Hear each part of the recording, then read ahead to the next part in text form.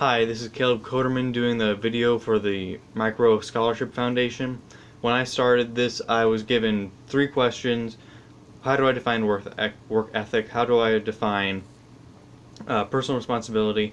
And how those two apply to my life. Starting with work ethic, sorry, I'm bad at speaking, but starting with work ethic, my definition of that would be how you work around other people, what's your diligence, how you work everywhere, no matter what the job, but more importantly, how you work when no one's around.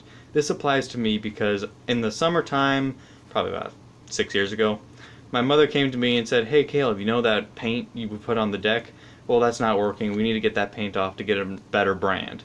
So she tasked me with sanding the paint off the deck, and so I used my father's sander.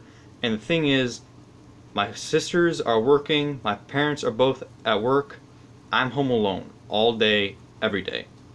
So I could have goofed off, I could have done nothing, I could have made it look like I did something, I could have made an excuse, whatever. But I didn't. I stayed there, I picked out a time, worked there till lunch, in the sun, like it is now, at the end of May. It's so hot, but anyway. I worked, no one was home, but I did it anyway. I did it because they told me to do it. I knew it's the right thing to do to obey them. And so I did it. I did the best I could. Had to use 2 different sanders. And so at the end of the summer, I got most of it, not all of it, but I still did it without anyone looking at me, being around me, telling me to do it constantly. Now for personal responsibility, I find that it's just like how it sounds. You do something, you take credit for it, or not take credit for it. You say, it's my fault, I'll handle it, it's mine, not yours. This applies to me because after my first year of driving, I got into my first accident. It was in the church parking lot, ha ha ha.